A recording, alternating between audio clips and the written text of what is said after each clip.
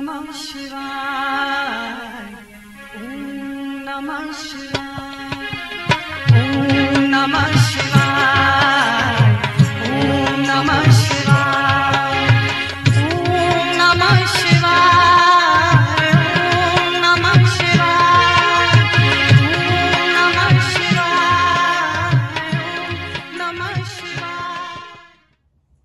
जय गुरु जी। एक ड्रीम दर्शन का सत्संग है ये। हुआ ऐसा था कि कुछ टाइम से मैं अपनी लाइफ में थोड़ा परेशान चल रहा था। मुझे ऐसे लग रहा था जैसे मैं किसी का बुरा नहीं कर रहा, लेकिन फिर भी सबको लगता है मैं उनका बुरा कर रहा हूँ। वो होते होते ऐसा हुआ कि वो कहते हैं ना, गुरु भी तुम्हारा टेस्ट लेने के लिए दुनिया को तुम्हारे अगेंस्ट कर देते हैं और फिर तुम्हारा विश्वास जगाने के लिए वो देखते हैं कि कितना विश्वास जगेगा। मेरे को पता नहीं मेरा विश्वास क्या था। मैं जब तक होता गया तो फिर मैंने एक दिन गुरु जी को सोने से पहले बोला, गुरु जी मैंने नहीं किया किसी का गलत, ना मैं करता हूँ ना मेरी सोच है। आप खुद जानते हो मैं आपसे हमेशा ही बोलता हूँ कि सबका भला करो, और अच्छा लगता है कि जब सब खुश होते हैं। कोई दुखी होता है तो मुझे भी उतना ही दुख होता है। ये मेरी है प्रॉब्लम, मैं क्या करूँ। लेकिन गुरु जी मैं कैसे प्रूव करूँ सब लोगों को, और मेरे से प्रूव नहीं हो रहा वो। ये बोल के मैं सो गया। जब मैं सो रहा था, मैं सोते सोते एहसास हुआ जैसे कि गुरु जी मेरे यहाँ पे हैं, यहाँ पे कोई पैर है और वो मुझे कोई देख रहा है। मैंने आंखें खोल के जब ऐसे ऊपर देखा, तो मैंने जब देखा तो गुरुजी बैठे हुए थे ऐसे करके ना, नीचे देख रहे थे मेरे को। मुझे बड़े मजाकिया तरीके से ना बोले, खींच के थोड़ा सा, कहते हुनकी हो गया है। मैंने कहा गुरुजी ऐसे अब सब लोग मेरे बारे में बोलते हैं, मैं सुनता हूँ, सब बताते हैं मुझे तेरे बारे में, कोई कैसे बोल रहा है, कहीं पे मतलब हर जगह पे। I am not saying specifically यहाँ पे या वहाँ पे, लाइफ में जितनी भी जगह है सब जगह एकदम से आ गया। मैंने कहा ऐसा क्यों गुरुजी, मैंने तो किसी को बोला नहीं, मैं तो बात भी नहीं कर रहा अभी किससे, तो ऐसा क्यों। कहते चल मेरे को ना थोड़े जवाब दे, मैं तेरे से पूछूंगा, ठीक है। तेरे कमरे में अभी 3 आवाजें हैं, उनको तू याद कर और सुन और मुझे बता कौन सी 3 है। चल पहली बता। मैंने सोचा तो मैंने कहा हाँ पंखे की आवाज आ रही है। कहते पंखे की आ रही है ना, चल अब दूसरी बता। मैंने कहा एसी की भी आवाज आ रही है। कहते बहुत अच्छी बात है, अब थोड़ा टफ है तेरे लिए, लेकिन तीसरी आवाज भी है, उसको ढूंढ कहाँ से आएगी। मैंने सोचना शुरू किया। मैंने कहा सुनो सुनो सुनो। मैंने कहा गुरुजी पड़ोसी की एसी की आवाज आ रही है।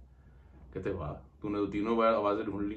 अच्छा अब ये बता, जब मैं तेरे से बात कर रहा था, जब तू सो रहा था, जब तू अपने ध्यान में था, तब ये 3 आवाजें कहाँ थी।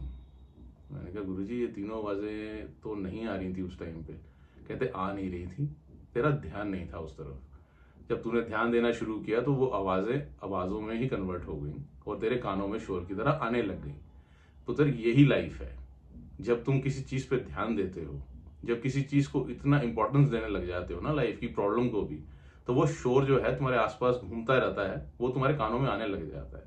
नहीं तो ये शोर आज भी था, कल भी था और कल भी रहेगा। अब तेरे को अपने ऊपर रखना है कि कैसे ये आवाज को तेरे को सुनना है, या इनको जैसे पहले अवॉइड कर रहा था वैसे कर, आराम से सो और अपनी लाइफ इंजॉय कर। मैंने कहा ठीक है गुरुजी। कहते हूँ आराम नाल सो जा, ठीक है, नाम ले, सिमरन कर, आराम से मौज ले, ठीक है, चल तुम तंग ना करी। मैं चुप करके सो गया। और जब मैं सुबह उठा तो मेरे को बड़ा लाइट फील हो रहा था। मैंने कहा ये एक मैसेज सिर्फ मेरे लिए नहीं है, ये तो हर किसी के लिए। ये कैसे मैं कहूँ कि ये मेरे लिए ही था, मेरे लिए तो था, बट ये तो हर किसी के लिए है।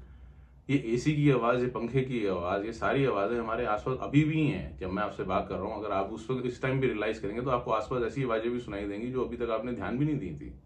यही गुरुजी ने याद दिलाया कि ये सब चीजें तुम्हारे आसपास रहती हैं, लोग बोलते हैं, आवाजें आती हैं, और इस पर ध्यान दोगे ये नहीं दोगे, ये तुम्हारे पे है। अगर तुम ये आवाजों पे ध्यान नहीं दोगे, धीरे धीरे आवाजें अपने आप गायब हो जाएंगी। और फिर अपना वही करो जैसे करते हो, सिमरन में रहो, सेवा करो, गुरु को याद करो और खुश रहो और मौज लो। मुझे यही समझ में आया, इसलिए मैंने सोचा कि ये एक छोटा सा सत्संग जरूर था ड्रीम का, तो ड्रीम सत्संग को मैंने कहा आपके सामने जरूर लाया जाए। तो ध्यान रखिएगा। जय गुरु। ओम नमः शिवाय, ओम नमः शिवाय, ओम नमः शिवाय।